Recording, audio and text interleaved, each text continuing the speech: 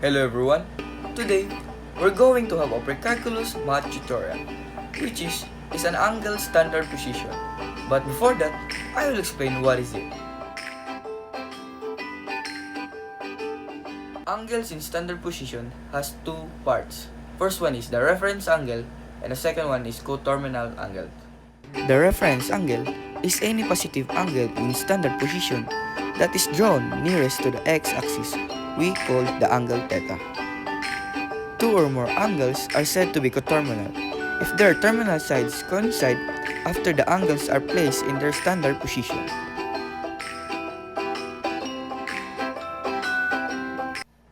Consider this example. This angle is a positive and more than 90 degrees. Therefore, it must be in the third quadrant. To find the reference angle, we should use this formula.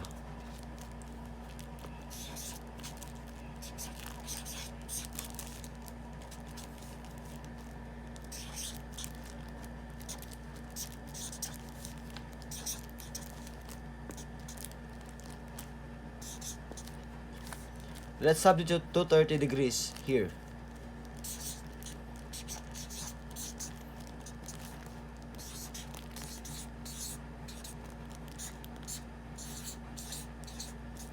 Then subtract. What is that? Equal. 230 degrees minus 180 is 6 degrees. So the reference angle is 50 degrees. To graph here, how to graph the first quadrant, second quadrant, third quadrant, and fourth quadrant. Since our given is 230, so it should be in the third quadrant. Assumes that it belongs here, and the length of this is 230 degrees,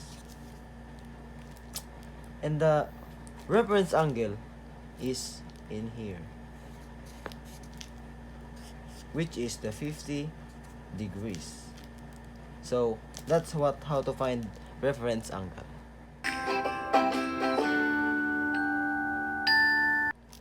Example number 2, 150 degrees. This angle is positive and more than 90 degrees. Therefore, it must be in the second quadrant. And to find reference angle, we should use this formula.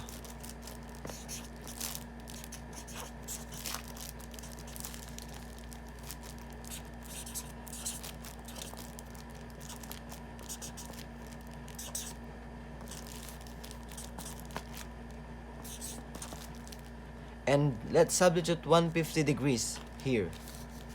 Watch.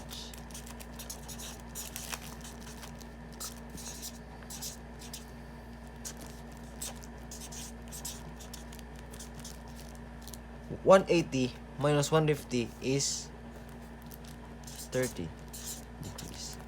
And our reference angle is 30 degrees. This is our reference angle. And to graph this is how to graph a, and this is the first quadrant, second quadrant, third quadrant, and fourth quadrant. And 150 degrees I belong in the second quadrant. So assume that 150 degrees is here, and this is 150 degrees, and the reference angle are here. This is 30 degrees. That's all. Earlier, we find reference angle, and now let's try to find coterminal angle. Let's consider this example, 135 degrees. In a graph,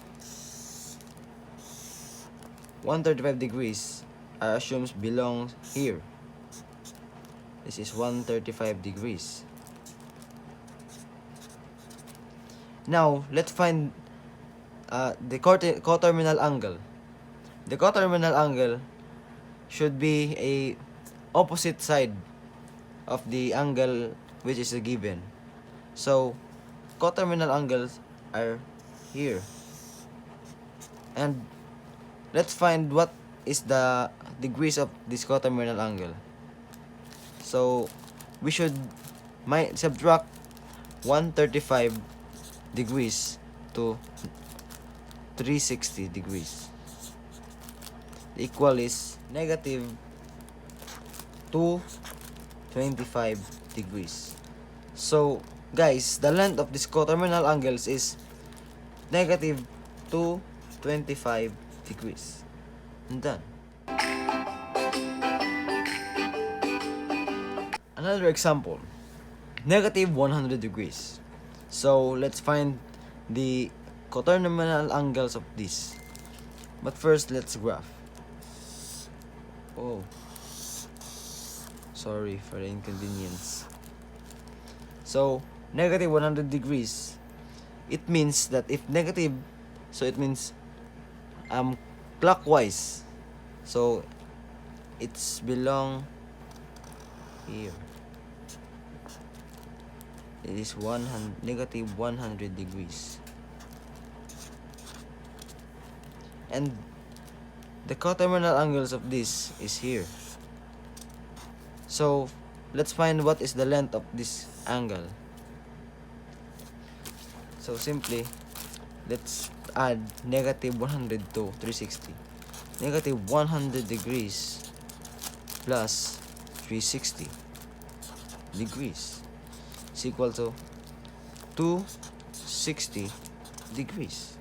So the coterminal angle of this is 260 degrees. That's all. Let's wrap it up for today's tutorial. I hope we've learned something today, guys. Thank you for watching.